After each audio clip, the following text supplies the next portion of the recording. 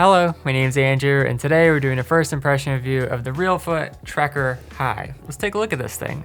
So up front, you've got an extra wide toe box. I would almost classify this as a monster wide toe box because they've actually made it even a little bit wider than the Farmer Winters, which I tried and did a review of. I actually love the feeling of these, even though they look really wide. It provides a ton of room for your toes to splay out. If you're wearing toe spacers, it's really helpful as well. And actually, because the boot is really light and flexible, I just didn't really notice it that much. Like, there are some extra wide brands like Softstar, when I go extra wide, they have a little bit thicker sole, and I really notice it then because it's easier to catch the outside of it. But because this is so light and flexible, I don't know, it feels great actually. And I think this is my favorite boot design of 2024, kind of in the casual category for hiking, because the leather upper looks really nice. This is the olive one, but some of the other colors are cool too.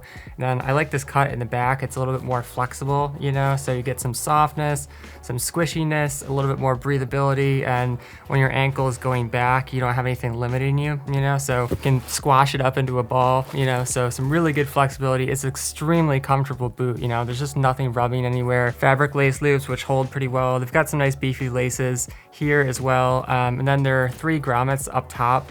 I kind of wish this one was like a closed loop, you know, so you didn't have to loop it in here, because I think like 3 quick lace loops on the top is just a little bit hard, especially because you've got more padding on this tongue, which I actually really like. It almost feels like a pillow, you know, for the front of your ankle, which is a part where you can get some pressure when you're going on longer hikes or walks and things like that.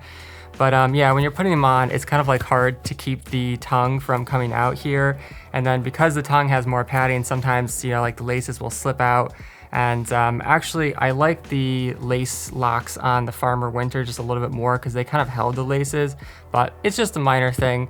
I found the top of the boot to feel really comfortable, like I said, because there's padding here and it's just so flexible, you know, that you don't feel any pressure from the laces coming across. And one benefit, or another benefit of having the padding, is that you can get the boots tighter, you know, without feeling any cutting across from the laces. There's a little pull tab in the back, which is nice. And then on the inside, they've got a synthetic lining, and it's really puffy. It's also got, I'll hold it up really close to the camera here so you can see, it's got some perforation, which is important for a synthetic lining because usually they're not as breathable as something like wool or leather. So having the extra puffiness and a little perforation just helps air circulate around in the boot. And another thing I noticed, like, my feet are medium width, so I certainly don't need the width in this shoe. But because I have that extra space, I just found like there to be really good breathability in the Trekkers. And on the tongue, it actually says Tapor, I'm not sure how you pronounce it, but that's the fabric, and it says waterproof and breathable, but I don't think they're completely waterproof. The website listing doesn't say that they're waterproof, it just says water resistant, which I think is true. But when I was taking them on a walk, they did seem to handle wet grass and little puddles and stuff like that a lot better than the Farmer Winter.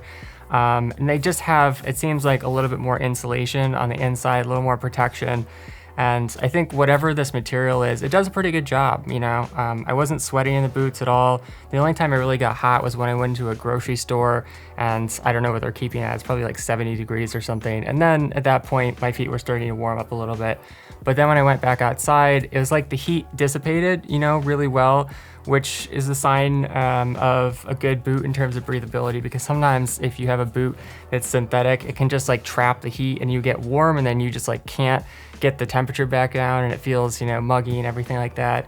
But yeah, there's some reinforcement here with the straps, which is nice because this is an area where it can tear out. There's a lot of pressure, you know, in the middle of the boot. In terms of how it fits, like I said, it has the extra wide toe box up front, but then towards the back of the boot, it actually gets fairly slim. And this is fine because there's really no pressure. Like some of Vivo Barefoot's boots that are a little bit more water resistant, a little tougher, meant for more rugged trails. That's nice, but then you get some kind of pressure on the heels. So these feel really natural, like almost wearing nothing at all, which I love. Then in terms of the sole, it's 4 millimeters. So you can see it has a ton of flexibility. It feels very natural I like the tread pattern as well. It's a good one for some light trails. It's got just enough, definition in the grip where it can hold on to some slippery rocks and stuff like that. Actually, another interesting thing about the extra wide toe box is that it just gives you more surface area, So I was walking across like a really slippery boardwalk, and I tried walking up and down a steep stone that had a little bit of moisture on it. I also was walking on a metal beam that had some humidity on it as well. And I was wearing my like Jack Stillman Ranger poncho, so it was like not ideal conditions, and it's a case of like I wouldn't recommend this at home, but sometimes I have to put my life on the line for you guys to test the boots. And yeah, because of the extra surface area and because of how bendy the shoe is, or the bottom of the sole is, it gripped really well, and I didn't fall off, and I felt really secure. It was just kind of like wrapping around the bar, and the rubber itself is quite grippy. It has a good amount of stickiness to it, so I would say it's a non-slip tread. And then I think in the front, this definitely helps as well with a little bit of water resistance because they've got an extra layer here. And the front guard can help protect from sticks and stones, and it's it's not like a hardcore backpacking boot or anything, but I do think you get enough protection for just casual hikes and anything where you're not going on super sharp stones and things like that, or steep muddy hills where you'd really want a deeper lug. In terms of insoles, they come with the standard cork insole from Realfoot, and it has a little bit of soft insulating material on the top, and then the cork feels semi-firm, but it has some nice squish to it. There are actually 2 layers there. So I think this feels a little bit softer than some other cork insoles I've tried. But overall, I think I prefer just having like a wool felt insole, like this, because it's just softer, more flexible, has really good temperature and moisture regulation, and it doesn't affect the ground feel of the boot at all. But if you're on like really rocky terrain, an insole like this can help just provide a little more protection if the sole is thin like it is. It's 4 millimeters, so but Realfoot also has another type of insole, and this has a little bit more soft insulating material on the top. I believe it's a synthetic, but then also the cork, and then on the bottom you've got kind of like space blanket material.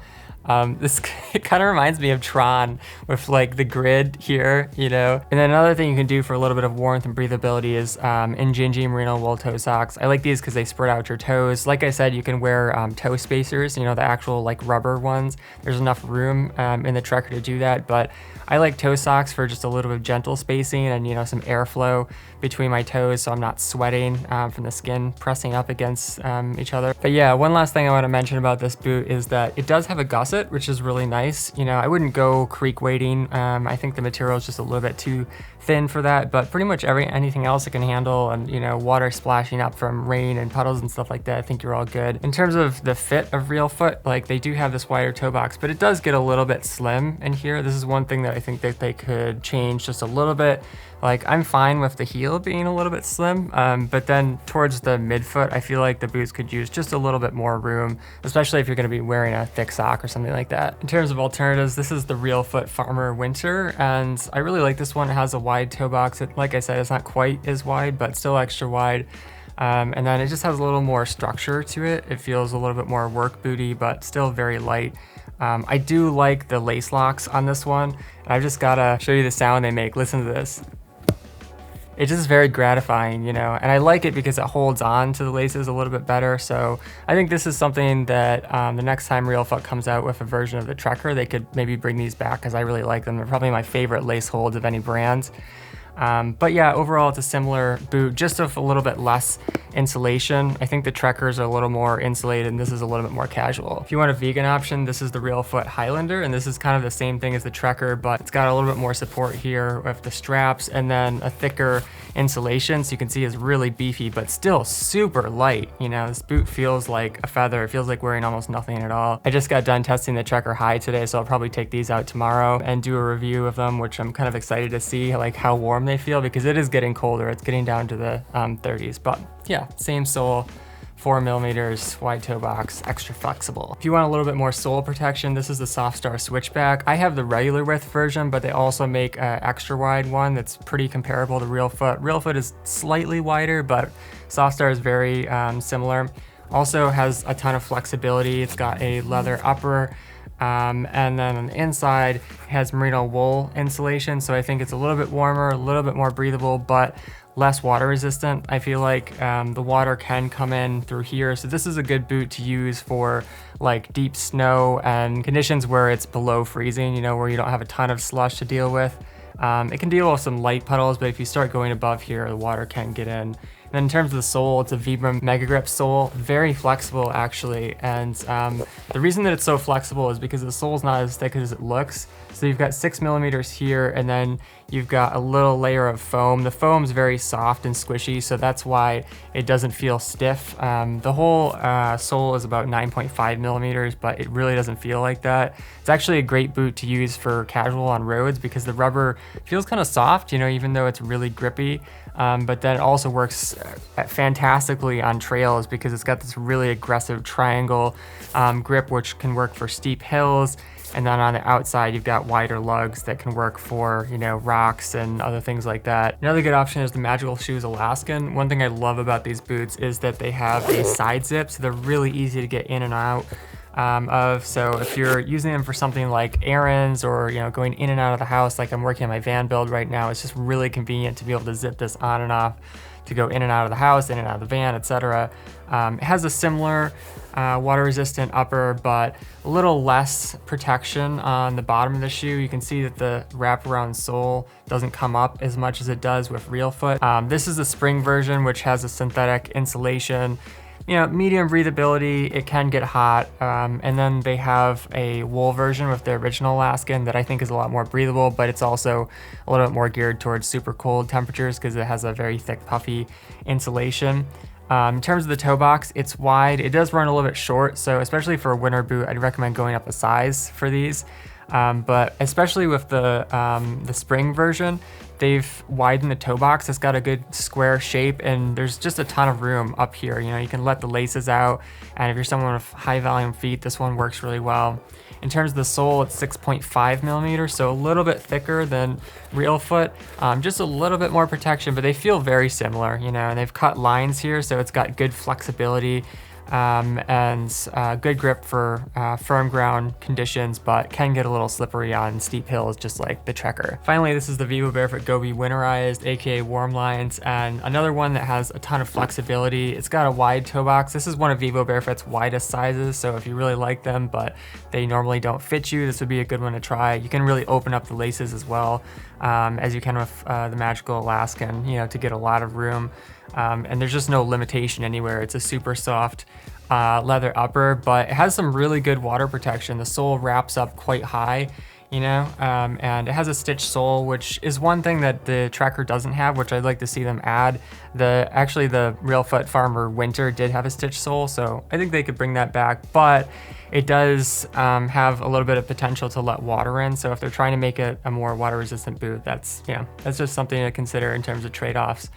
On the inside, it has a puffy wool insulation. This is the best synthetic insulation that I've ever tried.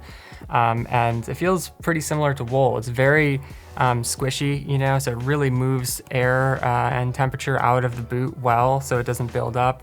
And then in terms of the sole, it's 4 millimeters, so it feels pretty similar to Realfoot, actually. You can use it for some light trails. It's mostly an urban boot, but yeah. Does have a little bit of toughness and a good tread for slippery conditions as long as it's not too steep. All right, so that's my first impression review of the Realfoot Trekker High and Friends, and overall, I really love this boot. I think it's one of my favorite designs this year, both in terms of how it looks and the functionality, just in terms of the lightness, you know, the space, and even though it's an extra wide boot, I just found myself really enjoying wearing it, and it didn't really take me long to get used to it. I wasn't really scuffing the bottom of it or anything, so yeah, hats off to Realfoot, and I'll let you guys know how it goes in the long-term review. But in the meantime, if you'd like to support the channel, you can shop with the referral links down below. Browse and filter more products with the shoe finder tool at my website barefootwear.org, or watch my zero drop transition video to learn more about barefooting. Finally, if you have a question about the Realfoot Trekker High or about barefoot shoes in general, let me know in the comments. Thanks for watching. Catch you next time. Peace.